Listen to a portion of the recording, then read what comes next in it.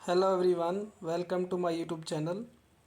देखिए, आज हम मैथ का सिलेबस डिस्कस करते हैं। जो अभी पेपर होने वाला है हरियाणा बोर्ड का, उसका सिलेबस लगभग बच्चों को पता भी है। तो हम ये देखते हैं कि कौन से चैप्टर से आप पास हो सकते हैं, कितने जिनको अच्छे मार्क्स चाहिए वो कैसे अच्छे मार्क्स ला सकते हैं पेपर में, और जो आपके 5 या 6 दिन आपको मिले हुए हैं एग्ज़ाम के अंदर, उनका आप कैसे प्रयोग कर सकते हैं। तो देखिए, सबसे पहले आप लोगों को मोस्टली पता ही होगा ये जो सिलेबस है। जैसे मान लीजिए कौन सा चैप्टर कितने नंबर का आएगा, पेपर का पैटर्न का भी मोस्टली पता ही होगा। फिर भी मैं एक बार बता देता हूँ आपको। इसमें जो मेन है वो चार चार 5-5 नंबर के 4 क्वेश्चन आएंगे। मतलब 5-5 नंबर के आएंगे 4 क्वेश्चन। टोटल हो गए 20। और 8 क्वेश्चन आएंगे 4 नंबर के। मतलब 8 क्वेश्चन 4 नंबर के आएंगे। ये हो गए 32। और दो दो के 6 आएंगे, ये हो गए 12। ठीक है। और एक एक का 16 आएंगे। ठीक है। एक एक वाले में ऑप्शन आ भी सकते हैं, नहीं भी आ सकते। कोई 4 या 5 में ऑप्शन आ सकते हैं, सब में ऑप्शन नहीं आएंगे। ऐसा ज़रूरी नहीं है कि सब में ऑप्शन आए। 20 और 32 52 और 12 64 और 16 80 नंबर का पेपर हो गया ये। इस तरह से पेपर बनेगा आपका। इसमें आपको कौन सा चैप्टर कितने नंबर का आएगा वो भी आप देख लीजिए अच्छी तरह से। वो चैप्टर देखिए, जो आपका पहला चैप्टर है, सिर्फ जो पहला चैप्टर है वो 4 नंबर का आएगा आपका। दूसरा चैप्टर है, तीसरा चैप्टर है, चौथा चैप्टर है, वो 18 नंबर का आएगा आपका। और जो समांतर श्रेणी वाला 5वां चैप्टर है वो 6 नंबर का आएगा। और त्रिभुज, वर्त और रचनाएं, ये 15 नंबर का आएगा। निर्देशांक जयंती है, ये 6 नंबर का आएगा। और जो आपका ट्रिग्नोमेट्री है, त्रिकोणमिति है और उसका अनुप्रयोग है, 10 नंबर का आएगा। वर्तों से संबंधित क्षेत्रफल है, ये भी 10 नंबर का आएगा। ठोस पृष्ठ क्षेत्रफल व आयतन, ये इसमें ही है दोनों, जो 12 का और 13 का चैप्टर है। और लास्ट में जो 14 और 15 का चैप्टर है वो 11 नंबर का आएगा। अब आपको इनमें से पास होने के लिए, अगर आप पास होने के लिए मतलब देख रहे हैं कि कौन से चैप्टर में आपको स्कोर हो सकता है, पास मार्किंग स्कोर, तो वो आप देखिए, आपको दिख ही रहा है 2 3 4 चैप्टर 18 नंबर का आएगा। आप ये चैप्टर अच्छे तरह से कर लीजिए। और एक यहाँ से जो इजी चैप्टर हैं, सांख्यिकी और प्रायिकता में, जो प्रायिकता है और सांख्यिकी है वो 11 नंबर की हैं। और ये दोनों चैप्टर में आप 29 मार्क्स का हो गया, 29 नंबर हो गए टोटल। और एक चैप्टर और करना चाहे तो यहाँ से जो रचनाएं हैं वहाँ से एक क्वेश्चन आएगा 4 नंबर में या 5 नंबर में, 4 में आ जाता है मोस्टली। तो 33 मार्क्स हो गए। आप ये चैप्टर कर सकते हैं पास होने के लिए। अब देखिए, आप मान लीजिए आपको ये नहीं आता है, तो आप मान लीजिए ये प्रायिकता वाला चैप्टर कर लीजिए, समांतर श्रेणी वाला कर लीजिए, ये कर लीजिए और रचनाएं वाला कर लीजिए, तो भी आप पास हो सकते हैं। ज़्यादा मुश्किल काम नहीं है, आराम से। और जिनको अच्छा स्कोर चाहिए, मतलब जो 80 में से 80 नंबर वाले बच्चे हैं, वो पूरा पूरा मैथ एनसीईआरटी के विद एग्जाम्पल पूरा मैथ करिए। और पहले पूरा मैथ करिए, फिर एक बार रिवाइज करिए। और जैसे कि मैं बताता हूँ कि आपको क्वेश्चन कभी भी मैथ में क्वेश्चन के ऊपर ज़्यादा जोर देना ही देना है, लेकिन उसका जो तरीका है उस पर ज़्यादा जोर देना है। क्वेश्चन को रटना नहीं है। कई बच्चे क्या कर देते हैं, क्वेश्चन को रट लेते हैं। मान लो उसी क्वेश्चन को अगर थोड़ी सी स्टेटमेंट बदल देता है मान लो एग्जामिनर, तो क्या होता है कि वो बच्चे क्वेश्चन को गलत करके आ जाते हैं। उसका कारण क्या है कि हम क्वेश्चन के तरीके को, क्योंकि मैं अब अगर आपको तरीका आता है, अगर आपको क्वेश्चन में क्या दिया हुआ है, कैसे निकालना है, चाहे आपको स्टेटमेंट चेंज कर दे, तरीका आना चाहिए। उस तरीके के कितने भी क्वेश्चन दे दे, आपको कोई भी स्टेटमेंट चेंज कर दे, आपको ये पता होना चाहिए कि उसमें निकालना क्या है। तो कई बच्चे ऐसा गलती कर देते हैं, तो इसलिए अब तरीका करिए कि उसमें कैसे उस क्वेश्चन को सोल्व करते हैं। और उस तरह के कितने क्वेश्चन भी आ जाएं, आप उसमें मार नहीं खाएं। बहुत सारे बच्चे एक क्वेश्चन को रट लेते हैं, वो थोड़ी सी स्टेटमेंट बदलती है। ऐसे गलती ना करें। ये छोटी छोटी गलती होती है, भारी बड़ी। बाकी आराम से बिल्कुल पॉजिटिव होकर तैयारी करें, ऐसे डरने की बात नहीं है। पेपर एनसीईआरटी का पूरा मैथ पढ़ें, 80 में से 80 नंबर लेने हैं आपको। और पूरा एनसीईआरटी मैथ पढ़ने के बाद आप एग्जाम्पल करें उसके, और आराम से आपका स्कोर हो जाएगा बहुत अच्छा। और जिनको पास होना मैंने बता दिया, 2 का और 3 का 4 जो चैप्टर हैं वो आप आराम से कर सकते हैं। और क्या है कि जो पेपर में कुछ क्वेश्चन कॉमनली आते ही आते हैं, एग्जाम में जो क्वेश्चन आते हैं वो कुछ क्वेश्चन ऐसे हैं जो आई बार एग्जाम में आते आते हैं, उस तरह के क्वेश्चन आते आते हैं। मैंने कहा ना कि तरीका आना चाहिए। अब मान लीजिए डिस्टेंस दूरी सूत्र आ गया। अब मान लीजिए दो दो बिंदु दे दिए, मान लीजिए एक्स कोऑर्डिनेट है 2 3, कोई भी दे दो, आपको दूरी सूत्र आता है तो आप क्वेश्चन की स्टेटमेंट कोई भी दे दो, आप कर सकते हैं। इनके बीच में दूरी निकालिए तो आप आराम से निकाल सकते हैं दूरी सूत्र, x2 माइनस x1 का square plus y2 minus y1 का स्क्वायर अंडर रूट लगा के। तो आप आराम से अभी ये x1 हो गया, ये y1 हो गया, इस तरह से निकाल सकते हैं। क्वेश्चन ऐसा आता ही आता है एग्जाम में, दूरी सूत्र से आता ही आता है। अब इनके बीच में मध्य बिंदु निकालना भी आ जाता है कई बार। मध्य बिंदु में क्या होता है, x1 प्लस x2 बटे 2 और y1 प्लस y2 बटे 2, इन दोनों के कोऑर्डिनेट का हाफ कर दो, इनके आधा कर दो। तो आराम से इस तरह से क्वेश्चन आप निकाल सकते हैं आराम से। ऐसे ही मान लीजिए एपी के ऊपर क्वेश्चन आता है। अब मैं आपको कुछ क्वेश्चन के सैंपल दिखाता हूँ जो मतलब अगर आप अच्छी तरह से, तो मैंने बताया ना कि आप लोगों को क्या करना है एग्जाम के लिए, आप इन चैप्टर्स को देखिए पूरा, जिनको 80 मार्क्स चाहिए वो कंप्लीट पढ़ें, पूरे चैप्टर्स कंप्लीट पढ़ें अच्छी तरह से, आपके पास पूरा टाइम है एग्जाम के लिए। और जिनको पास होना है वो अपने मतलब स्कोरिंग एक तो लास्ट ईयर के क्वेश्चन करें कुछ, और क्योंकि बहुत सारे क्वेश्चन ऐसे हैं जैसे मान लीजिए ये 18 का, और ये प्रायिकता वाला, ये सांख्यिकी वाला 11 29, और ये मान लीजिए ज्योमेट्री वाला 4 या 5 नंबर का 35 नंबर का ये हो गया। और कुछ क्वेश्चन जो रिपीट होते हैं आई बार एग्जाम में, उसी तरह क्वेश्चन आते हैं। जैसे मान लीजिए पहले में आता है, जैसे मान लीजिए √2 एक अपरिमेय संख्या सिद्ध कीजिए, आई बार आता है ऐसा क्वेश्चन। तो आप वो क्वेश्चन देखिए आराम से, कोई दिक्कत वाली बात नहीं है। तो आप ऐसे आराम से स्कोर कर सकते हैं। पहली बात सबसे मेन चीज़ है कि टेंशन लेके तैयारी नहीं, पॉजिटिव होकर तैयारी करिए, आपकी तैयारी बहुत अच्छी जाएगी, कोई दिक्कत वाली बात नहीं है। और इसमें मैं आपको कुछ सैम्पल क्वेश्चन दिखाता हूँ कि जो आप एग्जाम में कई बार बार बार में ऐसे क्वेश्चन पूछे जाते हैं। देखिए पहला एक क्वेश्चन है, कौन सी संख्या अपरिमेय संख्या है। तो एक सैंपल ऐसा क्वेश्चन आ जाए, मान लीजिए अपरिमेय संख्या है, तो ये देखिए आप ऑप्शन से देख सकते हैं आराम से, अगर ऑप्शन में आया हो तो ऑप्शन में से आराम से देख सकते हैं कि मान लीजिए अभी इसमें देखते हैं √9 है। √9 को मैं क्या लिख सकता हूँ, 3 लिख सकता हूँ। √9 का 3 होता है। 2 √4 है, 2 √4 का 2, 2 दूनी 4, मतलब इसको 4, ये क्या हो गया 2 + 2 कितना हो गया 4। और परिमेय संख्या क्या होती हैं जिनको हम p बटे q में लिख सकते हैं। तो 3, ये अपने पास क्या है 2 दूनी 4, तो ये तो एक परिमेय संख्या होगी। ये 3 आ गया, ये भी एक परिमेय संख्या होगी। 2 + 2 ये कितना आ गया 4, ये भी परिमेय संख्या होगी। तो अपरिमेय संख्या कौन सी बची, इसको हम क्या करेंगे, इसको हम p बटे q में नहीं ले सकते। 2 + √3 आ गया। ऐसे क्वेश्चन आ जाए तो आराम से यार आप बता सकते हैं कौन सी संख्या परिमेय है, कौन सी संख्या अपरिमेय है। ठीक है, ऐसे क्वेश्चन कई बार आते हैं एग्जाम में। आगे देखिए एक ऐसा क्वेश्चन आता है एग्जाम में, बहुत बार पूछा जाता है ऐसा क्वेश्चन कि शून्यक निकालिए। तो कैसे निकालेंगे, देखिए आप दो तरीके से। अगर शून्य क्या होता है, देखिए पहली बात तो जीरोज क्या होते हैं, इसको इंग्लिश में जीरोज बोलते हैं। शून्य क्या होता है, जो किसी उसको पद को जीरो बना देगा। सीधी सी बात है, ये वैल्यू रखने के बाद वो पद क्या हो जाए, जीरो हो जाए। तो आप अगर ऑप्शन में दे रखें तो दो तरीके से कर सकते हैं, इनकी वैल्यू रख के देख लीजिए। स्टेटमेंट थी अपने पास 6x² माइनस 7x प्लस -3। ठीक है, ये स्टेटमेंट थी यहाँ पर, ये स्टेटमेंट अपने पास।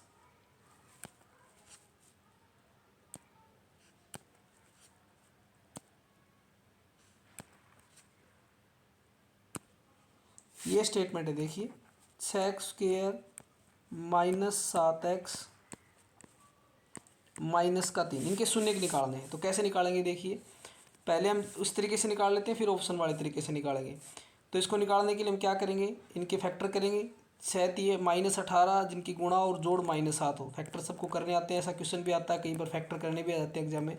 6x² माइनस का 9x, ऐसे कौन से दो टुकड़े होंगे, गुणनखंड होंगे, फैक्टर होंगे जिनका जोड़ तो -18 हो, गुणा तो -18 हो, जोड़ -7 हो। तो -9x + 2x -3, इनको करेंगे सोल्व। तो यहाँ से हम इसमें क्या कॉमन ले सकते हैं, 3x कॉमन ले लेते हैं। तो यहाँ कितना बच गया 2x, यहाँ कितना बच गया -3, इसमें से +1 कॉमन आ रहा है, तो यहाँ कितना बच गया 2x माइनस का 3। अब इसमें 2x - 3 हम क्या कर लेते हैं, कॉमन निकाल लेते हैं पूरे में से। तो कितना बचेगा 3x + 1। अब इनको 0 के बराबर रखेंगे तो 2x बराबर कितना आएगा, दोनों को रखें 3, तो x का मान कितना आएगा 3/2। एक तो ये आ गया, एक 3x + 1 बराबर 0 रखेंगे, 3x बराबर कितना आएगा -1, तो x का मान कितना आएगा -1/2। 3। तो मतलब हमारे पास शून्य क्या क्या आ गए, -1/3 और 3/2। ये तो तब है जब आपको पूरा क्वेश्चन निकालना हो, जब आपको 2 नंबर में दे रखा हो। अगर ऑप्शन में दे रखा है तो अब यही वैल्यू इसके अंदर पुट करके देखेंगे तो ये अगर ये क्या करते मिलेंगे, शून्य है तो पक्का जीरोज करते मिलेंगे। तो आप दोनों तरीके से निकाल सकते हैं। आप इनमें ऑप्शन में रख के भी देख सकते हैं, अगर वो उसको जीरो कर देता है उस बहुपद को तो वो जीरो, उसका जीरोज है। ठीक है, इस तरह से निकाल सकते हैं। ऐसे क्वेश्चन भी कई बार पूछे जाते हैं। अगला क्वेश्चन देखिए 4 के चैप्टर से है कि कौन सा समीकरण द्विघात है। इनमें से समीकरण द्विघात आप आराम से बता सकते हैं कौन सा समीकरण द्विघात है। तो देखिए इसमें आपको कैसे बताएंगे, देखिए पहले वाला देखते हैं। तो इसको अगर सोल्व करेंगे, देखो पहले वाला जो है एक्स स्क्र, ऑप्शन ए देखिए x square plus 2x minus 3, option से ही देख लेंगे। तो इसको 2x की पावर -1 है तो एक्स स्क्र प्लस 1/2x होगा, ये बराबर है 3। सीधी सी बात यही होगा। जैसे इसको लघुत्तम लेंगे तो 2x की पावर कितनी आ जाएगी, द्विघात समीकरण क्या होती है, जिसकी घात 2, तो यहाँ पर घात कितनी हो जाएगी, वैसे भी सीधी 3 हो जाएगी। तो ये तो हो नहीं सकता, ये भी कैंसिल हो गया। इसमें देखिए x और एक्स स्क्र की गुणा करती है x की पावर 3 हो जाएगा, अगर हम इनकी गुणा करेंगे तो ये भी नहीं हो सकता, सीधी सी बात है, ये भी नहीं हो सकता। यहाँ पर देखिए, अब इसमें देखिए, इसमें x प्लस 1/x बराबर क्या है, 5 है। ठीक है, तो इसमें जैसे ही x हम लघुत्तम लेंगे तो यहाँ पर आएगा एक्स स्क्र जमा 1 बराबर है 5। तो एक्स स्क्र जमा 1 बराबर 5x, मतलब ये एक मिनट समझ गए, एक्स स्क्र जमा 1 बराबर है 5x, मतलब घात कितनी आ गई, सीधी सी बात है। हाईएस्ट पावर कितनी है इसकी, शक्ति घात कितनी है, 2। इसका मतलब ये द्विघात समीकरण है। ये नहीं हो सकती क्योंकि देखो एक्स स्क्र इसका स्क्र है, मतलब x की पावर 4 बनेगा, जिसको जैसे इसको ओपन करेंगे तो ये भी द्विघात समीकरण नहीं है। इस तरह से आराम से हम ऑप्शन से देख सकते हैं बिल्कुल आसानी से।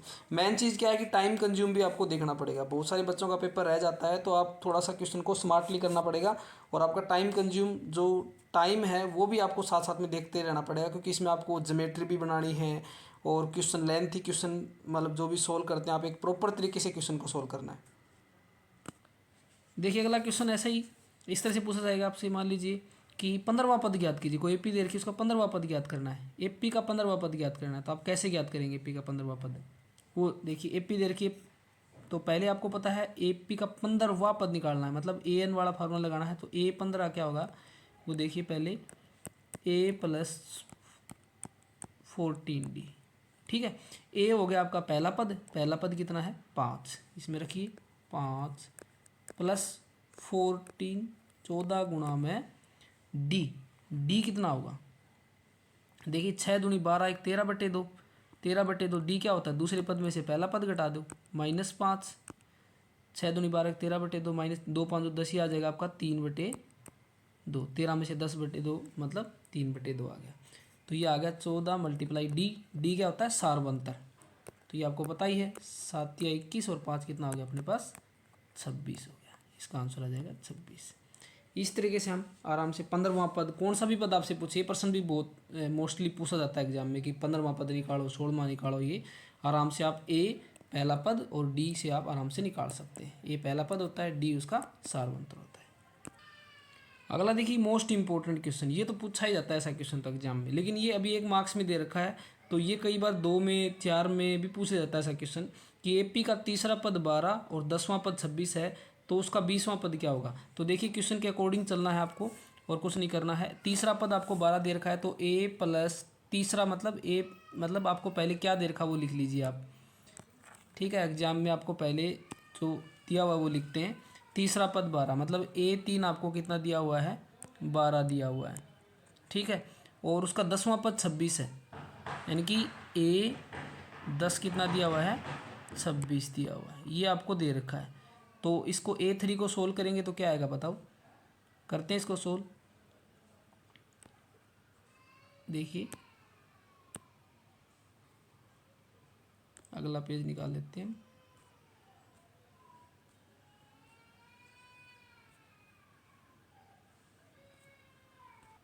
तो देखिए A3 12, तो मतलब A3 को हम सोल्व करेंगे तो A प्लस 2D कितना दे दिया, इसका मतलब हमें 12 दे दिया, क्योंकि 1 3 का मतलब क्या होगा A plus n minus 1 into में D, और A10 क्या होगा, मोस्ट इंपॉर्टेंट क्वेश्चन है ये, A प्लस 9D बराबर कितना हो गया 26। ये एक नंबर में ना आके ये बड़े क्वेश्चन में भी आ जाता है कई बार ऐसा क्वेश्चन की ऐसा तीसरा पद ये है, 8वां पद ये है, तो उसका 20वां पद निकालिए। कोई भी किसी तरह से, मैंने बोला ना तरीका आना चाहिए। तो जो आपको दे रखा वो लिखो, उस पर पदों का फार्मूला, जो एन वे पद का फार्मूला होता है a+n-1d, जो वैल्यू दे रखी लिखो। अब यहाँ पर दो समीकरण बन गई, समीकरण नंबर 1, समीकरण नंबर 2, इनको हम सोल्व करेंगे। यहाँ से इनको घटा देते हैं जैसे, ठीक है। तो जैसे इसको घटाते हैं तो a से a कट गया, तो यहाँ पर कितना बच गया हमारे पास 7d माइनस का 7d और -26 + 12 -14, और इसका मतलब d कितना आ गया अपने पास, d आ गया 2 आ गया। हमने d निकाल दिया। अब हम क्या करते हैं, a निकालते हैं, कौन सी भी समीकरण में रख दो आप। तो a + 2d कितना है 4 बराबर है 12। तो a कितना आ गया आपके पास, a आ गया आपका 8, 12 - 4, a 8 आ गया, d 2 आ गया। अब हमें निकालना क्या है, 20वां पद निकालना है। तो 20वां पद क्या होगा, a + 19d, a + 20 - 1 × d, यही तो फार्मूला होता है। a कितना है आपका 8 और 19 गुणा में d कितना है, d आपका 2, ठीक है। 8 प्लस कितना आ गया 38, कितना आ गया टोटल 46, आपका आंसर आ गया 46। इस तरह से आप इसको सोल्व कर सकते हैं। 46 आपका आंसर आ गया। तो इस तरह से, इस तरह के जो क्वेश्चन हैं आप देखिए, अभी इसको तरीका आपको समझ में आ गया। जो चीज़ दे रखी है वो लिखिए और फिर उसमें a और d निकालिए, फिर जो पद निकालना वो निकालिए। कई बच्चे a और d निकाल के छोड़ाते हैं, आगे भी देखना होता है। तो ये 1 नंबर वाले में दे रखा है वैसे सैम्पल पेपर में, लेकिन आपको ये बड़े क्वेश्चन में मिल सकता है इस टाइप का क्वेश्चन, तो थोड़ा ध्यान से करना होगा, ठीक है। अगला टाइप देखते हैं।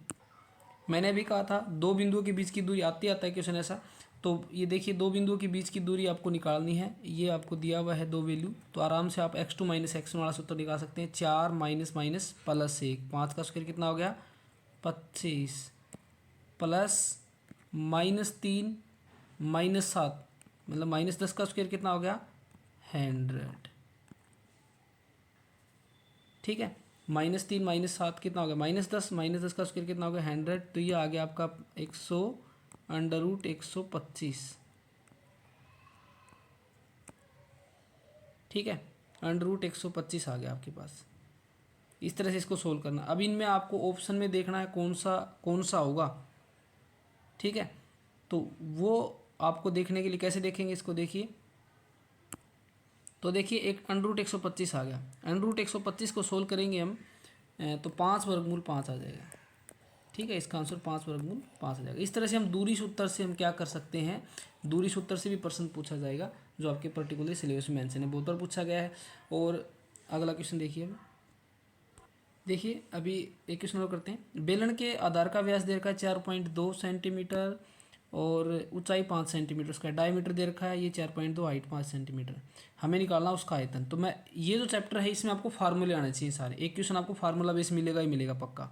तो देखिए कैसे करेंगे, पाई r² है जिसका फार्मूला होता है। r² क्या होगा, देखिए आपको व्यास दिया हुआ 4.2, तो त्रिज्या क्या होगी 2.1 का स्क्वायर गुणा में ऊंचाई कितनी दी हुई है आपको 5 दी हुई है, आराम से निकाल सकते हैं। और आप ये देखिए अगर मान लीजिए आपको ऑप्शन दे रखा है तो आपको पाई की वैल्यू इसने ऑप्शन में रखनी, मतलब वैल्यू रखनी नहीं आपको यहाँ पर 3.14 22/7, क्योंकि आपको आंसर पाई में रखना है आंसर। तो पाई को आपको कुछ नहीं करना, छेड़ना नहीं पाई को। 2.1 का स्क्वायर करेंगे तो कितना आएगा 4.41 होता है। 2.1 का स्क्वायर करते हैं गुणा में 5, और 5 को और इससे गुणा करें, 5 एकम 5, 5 चौके 20, 5 चौके 20 तो 22.05, तो ये वैल्यू आ गई 22.05, ठीक है। तो इसका आंसर आ गया आपका ए आंसर आ जाएगा इसका। तो इस तरह से आपको क्वेश्चन करने हैं, क्वेश्चन को सोल्व करना है। तो फार्मूला बेस आप ध्यान रखिए फार्मूला। तो ये मैंने कुछ आपको सैम्पल क्वेश्चन करवाए हैं जो इस तरह से क्वेश्चन एग्जाम में पूछ जाते हैं। मैं एक जल्दी दूसरा पार्ट आपको एग्जाम के लिए करवाऊंगा। तो जिसकी जो भी प्रॉब्लम्स हैं वो आप कमेंट सेक्शन में डाल सकते हैं। आप अपनी तैयारी को बढ़िया रखिए, पॉजिटिव होकर तैयारी करिए, बिल्कुल पॉजिटिव होकर, डरने की बिल्कुल भी ज़रूरत नहीं है। और जो चैप्टर मैंने आपको बताए हैं जितने जितने मार्क्स के, वो आप देखिए किस तरह से आप अपना स्टडी पैटर्न बनाते हैं, स्टडी मतलब स्ट्रेटजी बनाते हैं। और फिर आपको क्या करना है कि जिनको पास होना है वो भी अच्छे तरह से मेहनत करिए, उनको मतलब 2 या 3 चैप्टर अच्छे तरह से पढ़ने पड़ेंगे। और जो भी आपकी प्रॉब्लम रहती है वो कमेंट सेक्शन में डालिए और अपनी तैयारी को अच्छी तरह से आगे बढ़ाइए और अच्छी तरह से तैयारी करते रहिए। धन्यवाद आपका।